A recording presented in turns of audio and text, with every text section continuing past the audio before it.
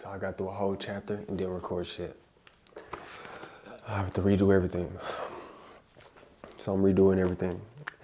I'm glad I checked. Someone said, bro, check the camera, bro. Are you even recording? Let me double check again, goddammit. Damn. Gotta do this shit all over again, bro. Hello, my fellow humans. Welcome to a mini-series I'm gonna be doing on my channel where I give unfiltered reviews on books or subjects that I find helpful or interesting. I feel that the general knowledge given to us in schools and universities do not properly prepare us to be the best human beings that we can be. It's through the pursuit of knowledge that we can make that happen. Today we are going over this book right here. It is called The Power of Now. It is by a man named Eckhart Tolle or Tolle. I'm not sure how to pronounce your name, dog. I'm sorry. I'm gonna try standing up this video because, man, bro, sitting down for 4 hours straight, but that shit was tearing my body up, bro. I need to like move around, wiggle around just a little bit. So hopefully this helps me express myself a little bit better. All right. Dang, bro, I literally just said all this shit already. So the first chapter, oh man. So yeah, this is another one of the books that I started with. It's a good read. I've read it a total of 4 times. Every time I read a book, I will put like a mark. So I read it a total of 4 times. Haven't read this book in a while, but it is one of the ones that I started with when I started learning about the mind, psychology, mental health, self-help, all that type of stuff. This is one of the books that I do recommend. We're gonna do pretty much just like the last one. We're gonna go chapter by chapter and get water. We pretty much gonna do the same thing we did last time. We're gonna go through it chapter by chapter, say my little piece on it, but overall, I recommend you go and read this book for yourself. In the introduction, he's just gonna talk about how he basically came to all the realizations that made the book come to life. Chapter 1, you are not your mind, the greatest obstacle to enlightenment. I hate the word enlightenment and how it's used and what it represents. It usually represents like some dude like floating like better, like a better person. Like he just like holy moly, like he just real glowing and shit. And maybe he has a halo, but he's like real like, yeah, it's like peaceful and shit. I don't like that image of an enlightened being. The word enlightenment conjures up the idea of some superhuman accomplishment, and the ego likes to keep it that way, but it is simply a natural state of felt oneness with being.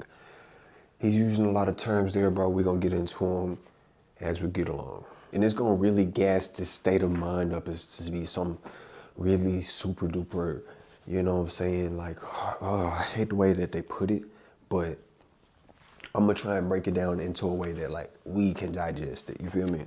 I love the Buddha's simple definition of enlightenment as the end of suffering. I think that's some bullshit. I don't like that definition at all. To imply that this state of mind will bring about the just erasure of all suffering and pain, like you just like nothing can faze me, nothing can move me. That I think is just completely 100% false. Instead, I would look at this as a changing of your relationship to pain, to suffering. You might not look at it the same, but you will still experience pain. You will still experience suffering, but it's not a like it don't exist no more. You can't just do that to it, but the way that you think about pain, the way that you feel the pain will be completely different, but you still will experience it. There's no erasing of pain. There's no taking away of suffering. Get that out your head. Okay, it's going to speak it's going to speak a lot just about the mind.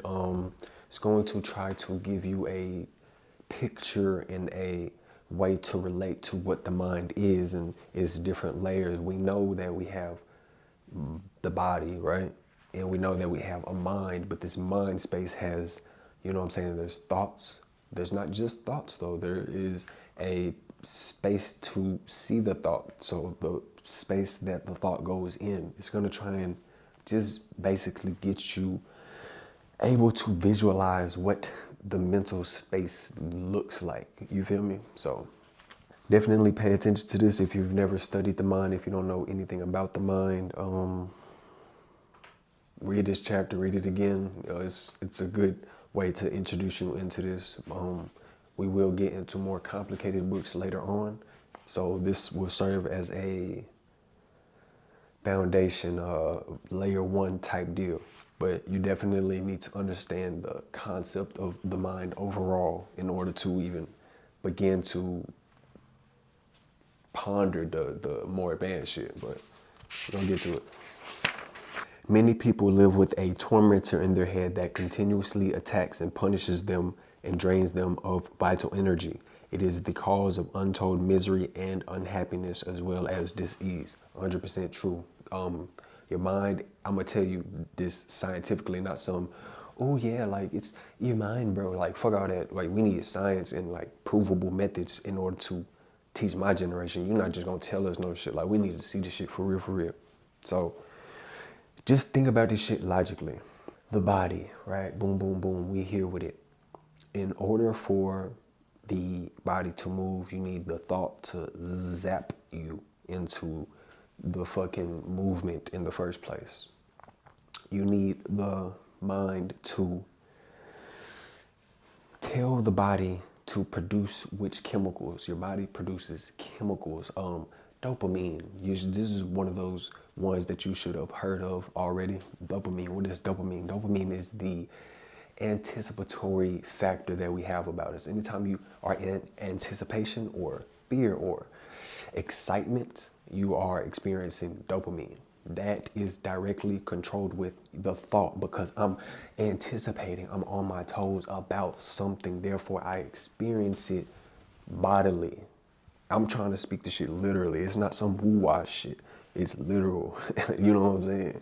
If the mind is telling you bad things, most of you don't even fucking know it. Like you can't hear it. You experience it, but you're not really even hearing what's going on in your head. The mind is moving too fast. You can't pay attention to it. Slowing the mind down is going to introduce meditations. It's going to introduce various different methods that allow you to see the mind. But just grasping that in the beginning is what you need in order to get anything started. Nothing starts without first acknowledging the mind. So you got to get to that point first. Your mind and your thought directly affect your bodily experience. Literal. There's no beating around the bush. That's literal. Accepted as fact. There's one certain criterion by which you can measure your success. Okay, it says there's one certain criteria by which you can measure your success in this practice. The degree of peace that you feel within. Bruh, that's some bullshit, bruh. I would replace this entirely with the amount of presence that you're able to experience in the direct moment. I would not say this is some like, yeah, let's feel good, like let's be peaceful. Like it's none of that shit. It's more so I'm here, I'm direct, I'm fully experiencing what's going on. I understand my thoughts, I understand my body, I understand my effects that I'm having upon myself. It's the degree of clarity that you can exist with, the degree to which you are able to stand within yourself, presence. So the single most vital step in your journey towards enlightenment is this: learn to disidentify from your mind. Every time you create a gap in the stream of the mind, the light of consciousness grows stronger. Okay, this is actually true, because in the beginning you will find, let me make sure I'm recording, bro. I'm fucking traumatized. Okay, so basically what he's saying is initially your mind is like imagine this is thought, just everything's going so fucking fast. That's you right now for the most part. If you never experienced any type of meditation, you never like smoked no weed, you never like ate some psychedelics, you probably don't understand what this type of state of mind is to begin with. I'm trying my best to give you a visual aid to jump out of that stream. This is true. I'm gonna try my best. I'm gonna try my best. Thoughts are going a million fucking miles an hour. They happen like so fucking fast that you're not able to even acknowledge that you had a thought. It's just like a reaction that you do, not necessarily thinking, you're just doing, because the thought happens so quickly. Okay, there exists a a gap between the thought and the one having the thought. The one having the thought is in control of the thought. The one that, not in control of the thought directly, but it can control the direction and the effects of the thought. The haver of the thought, with his ability to observe the thought, is then able to turn its back on the thought. Get away, thought. We don't want to have those thoughts anymore. It is the ability to change through the ability of observation. Like, being able to observe thought gives you, what do you want to do with this thought? I don't want to have that thought anymore. You can't push it away. You can't get rid of it. You can't cover your ears. You can only observe it, acknowledge it. You can listen to it. But for the most part, most of you are not even aware of the thoughts that are going on in your head. For every time you create a gap in your stream of mind, your consciousness grows stronger. The best way to understand that statement is, I would say, through the practice of meditation. Sitting down. Okay, let's just go over meditation briefly. We're going to speak about it definitely in here, but let's go over it briefly. It is not sitting down, crossing your legs, crisscross applesauce, and putting your hands on your knees. That shit is not meditating, bro. But that's the idea that meditation gives. It gives like a person sitting down on the ground. No, you can be standing like this and 100% meditate. You can be just like this, with your eyes open, daytime and everything. You still meditate. Meditation is returning to presence. Presence is what's trying to be built. Meditation is such a, another gay term because it's been so it immediately has an association or an idea that accompanies the word. As soon as you think of the word, you automatically think of something. But it's really an umbrella term. It really is like so many different forms of meditation. But the core idea along all of them is, I would say it's returning to beingness, presence, acknowledgement of the true self, not the body, not the mind, not the emotion, not anything, but the direct experiencer within you, living your life. The thing that's waking up every goddamn day, that thing.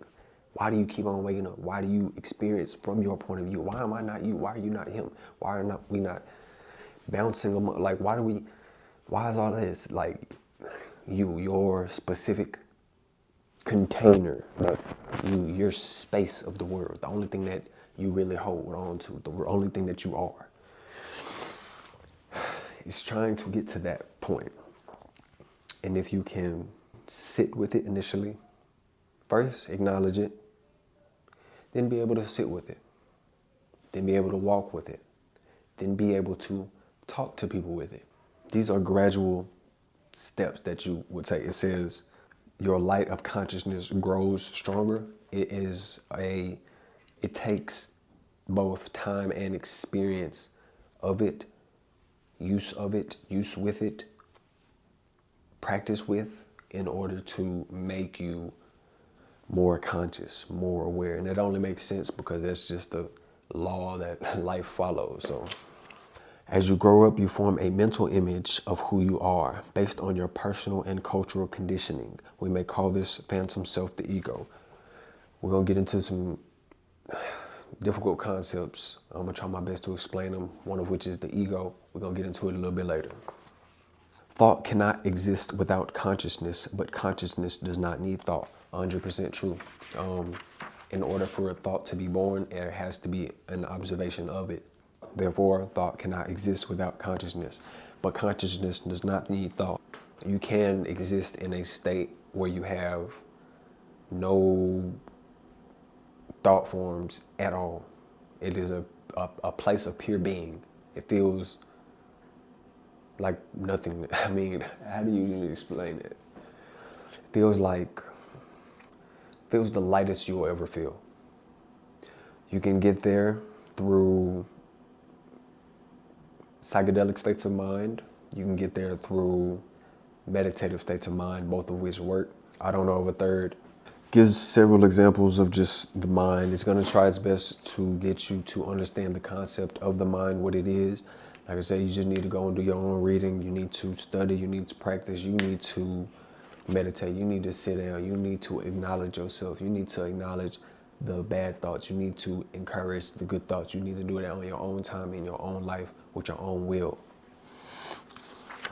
Emotion, the body's reaction to your mind. Didn't I say this already, or was that the one that didn't record? I hope I got that part where I was talking about dopamine. Emotion arises to the place where mind and body meet. It is the body's reaction to your mind, or you might say a reflection of your mind in the body. 100% true. The body's actions are completely dictated by the state of mind that you are in. You react according to how you are like feeling and thinking at the time. It's expressed in your movement. It's expressed in how you express yourself. It talks about the different types of emotions effects upon the body. Definitely recommend going and checking that out for yourself. The more you are identified with your thinking, your likes, your dislikes, judgments, and interpretations, which is to say, the less present you are as the watching consciousness, the stronger your emotional energy charge will be, whether you're aware of it or not. 100% true. Have you ever ticked somebody off? Have you ever made somebody mad or pushed somebody's buttons? Or maybe you've had your own outburst that's happened to you in your life. This is a person's identifying, and they snap because we innately feel the need to protect ourselves, to fight for our survival, to fight for our life. Fighting for your life may look like defending your integrity, your pride, your reputation. It may be defending your image. So this ties into what people term the ego, the sense of self, the image that you prescribe to yourself for dealing with the world. It says, make it a habit to ask yourself what is going on inside of me at this moment. Very, very, very helpful habit to develop, to acknowledge how you feel in every moment is the ability to self-regulate at all times. Fear and other emotions can get stuck within the body, and without release, they begin to harm us psychologically, or may, present itself as some sort of physical illness or disease within the body. You see this within people that experience traumas or, rough upbringings and things like that. If their state of mind was altered and never fully processed, you will see this expressed in some form of ailment or autoimmune disease or tragedy or something that goes on. It's all correlated to the mind. The mind and body 100% linked, just like that. Like I said, it's just going to give a bunch of examples on how to understand the mind. All these examples are worth reading. Love, joy, and peace cannot flourish until you have freed yourself from mind dominance. You cannot be in a state of relaxation, even in your sleep, until you clear away the destructive thought habits. It will express itself in the way that it can be a slight clenching of a jaw, and you don't even notice that you're doing it. It can be a slight strain in the neck, and it's so subtle that you won't even notice it. Thoughts will always present themselves in the expression of the body. 100% true.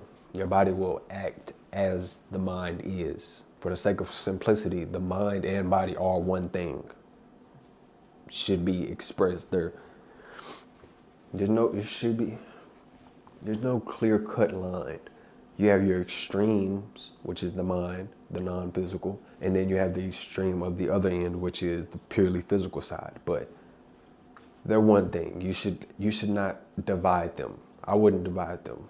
All cravings are the mind seeking salvation or fulfillment in external things and in the future as a substitute for the joy of being. I don't necessarily think that's a bad thing. It's true, but it's just a form of desire, and you can acknowledge desire and still be present and still be in being. Just because you have being, like he's saying in the book, doesn't mean you're automatically eliminated from desire, suffering, pain, and all the other shit. Like, stop looking at it like that. It's acknowledging the full scope of your humanity. You will have desires still. You will want things still. It doesn't take away. It doesn't make you something like, It doesn't make you that, bro.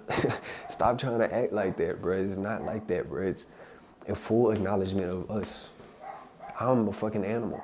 You're a fucking animal. You're a monkey.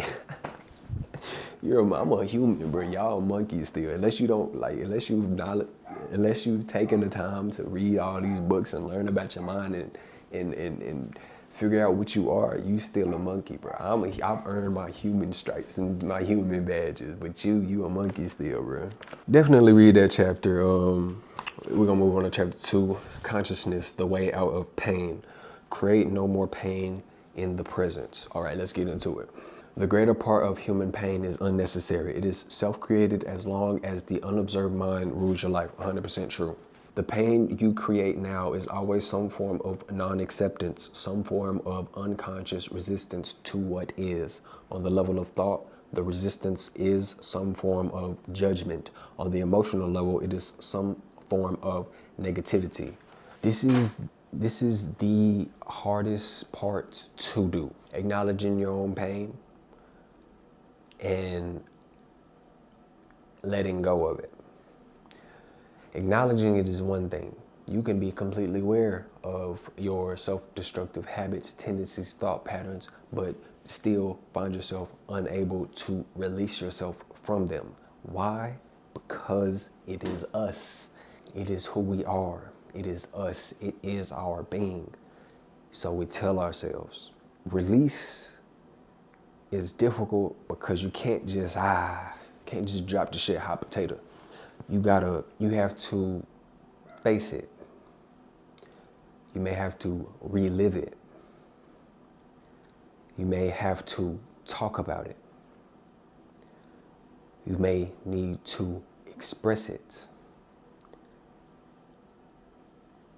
Until then, it stays within you and torments you. Hard truth, that's the way it is. I'm not gonna sugarcoat it. You have bad thoughts in your head, in your mind. They're not gonna easily go away. I'm not gonna sit here and lie to you. A lot of these patterns and thought structures have been practiced by you for years and years, maybe even decades, bro. Oh my gosh, how old are you? Maybe even decades, bro. Oh my gosh. There's no easy way to do this. I'm not gonna sit here and lie to you. It's gonna take years. It's going to take effort. It's going to take discipline. It's going to take you being honest with yourself, bro. You may cry. You may get mad. You may get angry. You may experience the whole subset of negative emotion. Are you willing to go through them all for freedom? There's no, the mind can produce the most painful things. All pain is not physical. Rich people have just as bad problems. It sucks to, yeah.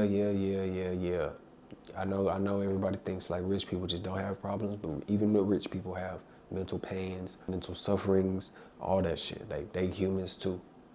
Just because they got a lot of shit don't mean they don't got no problems. Okay, it's going to go on to make associations between the mind and time. Okay, this one is important to understand. Time, we're gonna get into some woo-wah land. Okay, I'm gonna try and explain it better. That's why it's actually important to study like way more than just this type of shit. Like you gotta go study like Einstein and Kant and like the philosophers and physicists and stuff that came before us, their interpretations of time and gravity and all this stuff. But how does time relate to the mind directly? It's going to try and change your perception of time from being past, present, future, linear type of time into a right now is the only thing that has ever existed and only ever will exist. What did you just say? Time is not past, present, future, and it never was. It was always now. You've always only ever experienced right now. What the fuck you talking about, DJ? Okay. You may look at pictures. Let's take you, for example. You were a little one, even if you're 4, you were once 3. You know, you were smaller at some point. So you associate like that was back then, but it's not. You've always been the same thing, experiencing yourself, just changing, getting bigger, shedding skin cells, cutting your hair, growing your hair. Change has always been what is going on, not time. Time is our human measurement of changes of what's going on right now. The present moment measured equals time. Time is just a measurement. Doesn't really exist, you know what I'm saying, as anything tangible. What's actually tangible, your actual life that you're living, has always been this. You might say, well, I was asleep yesterday and I woke up today. What really happened is you sat down or you laid down and the sun went over there, or how does that work? We went over there. I don't really know, but we're not gonna get into the flat earth globe debate, but we gonna just use the globe as the standard example for this, you know what I'm saying, example that I'm using. We was on Earth. Earth in this moment was just moving. It's still fucking moving around the sun. It's moving. Right now it's moving. But right now it's just, we've just moved. That's literally the only thing that's happened, is we're just moving. That's creating the illusion of night and day. It's always daytime. It's always nighttime. Nighttime is just absence of daytime. Wrapping your head around this takes practice. Reprogramming your mind to not look in time that way, it just takes time. It just takes practice. It takes you changing into that state of mind. Yeah, that's what we're gonna say. All that's happening is things are changing. They're changing. They're changing. They might sit still for a long time. They might change very fucking slowly. They might change super fucking quickly. They might. Time is just tracking the rate of change. That's all the shit is. But our fundamental beliefs about time, completely fucked, completely wrong. There are people that think about time totally different. Time is a big hurdle to understand, but it's crucial for using the mind correctly. That's the best way to put it. Okay, it says right here, it says the mind, to ensure that it remains in control, seeks continuously to cover up the present moment with past and future, and so as the vitality and infinite creative potential of being, which is, okay, we're gonna cut out them fancy ass extra words and we're just gonna take the beginning part. I'm gonna reread it again just so you can hear it. The mind, to ensure that it remains in control, seeks continuously to cover up the present moment with past and future. In the beginning, your mind starts off as your enemy. It is the mechanism that keeps everything alive, functioning. The mind here is the mind that's in control. You are probably not a sovereign over your own body. You probably don't have control over your body yet. and you are instead ruled by your emotional impulses, whatever comes to your mind. This is like being an animal still, and that's probably the best way to look at it. You're still an animal. That's probably the best way to look at it. You're still an animal. You're a little monkey man or a woman or whatever. You're a little monkey. I say if you can do meditation for like a year or two straight consecutively, every single day and every single night, and with constant practice, I would say eventually the point you'll get to a tipping point to where this process will develop naturally.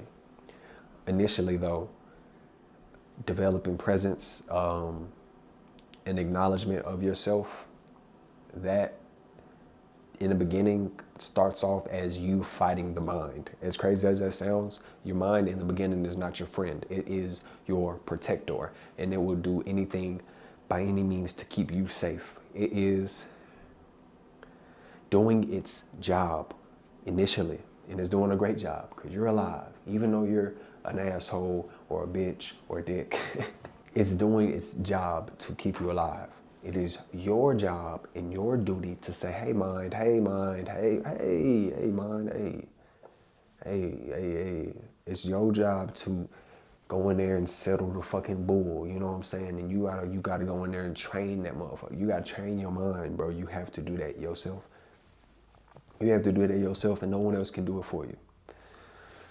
The process by which you go about doing that, hey, that's up to you, bro. I listed a few methods. You can safest one, meditation. Go sit down, go get quiet, go see what's on your mind, go listen to your mind, go see what's going on there, but between your ears, you know. Have your dwelling place in the now and pay brief visits to past and future when required to deal with the practical aspects of your life situation. Let me translate that. We now know that the past and the future do not exist anymore. It's only now. Well, where did all that past and future go? Now you can relate to the past as being the memory that I have within this moment, a memory that exists right now. I'm calling upon a memory. That is what the past now becomes. The future now becomes, okay, I'm going to play with my imagination in the now, right now. I'm going to think, but it's happening right now.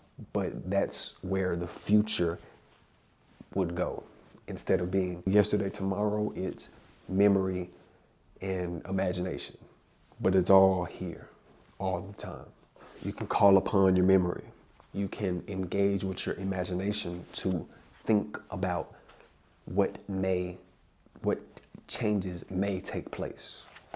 The pain body wants to survive, just like every other entity in existence, and it can only survive if it gets you to unconsciously identify with it. It can then rise up, take you over, become you, and live through you. It's speaking a little. I'm gonna try and translate that into a better thing. This is exactly what I was saying when I was talking about the mind defending itself. That's what that is, the pain body. I'm not sure if that's the best term you could have used, but read that section. It's important. Yeah, it's gonna talk about identifying with the pain body, the ego, the mind. Sometimes there's no distinction. You don't acknowledge that this is my mind actually trying to protect me in this situation. Your beingness, you don't even see that and acknowledge that yet. Instead, you actually associate yourself with your mind and what thoughts that's going on. You think that they're you. So while you are like this actually won't make any sense to you. You have no concept of what it means to be separate from the mind. Read.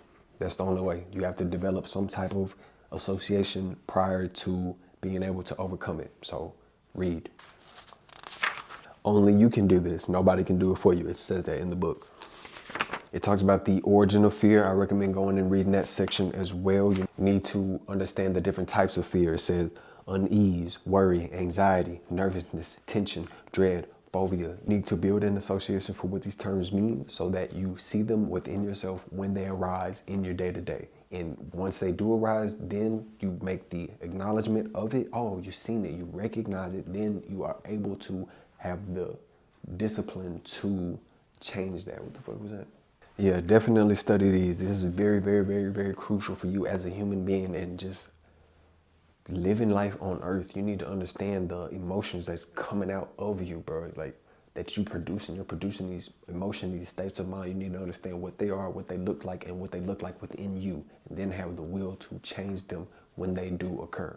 Acknowledgement first, change later, but you need to learn about this shit. Talks just a lot about mind identification. Like I said, go read that chapter. It's a good one.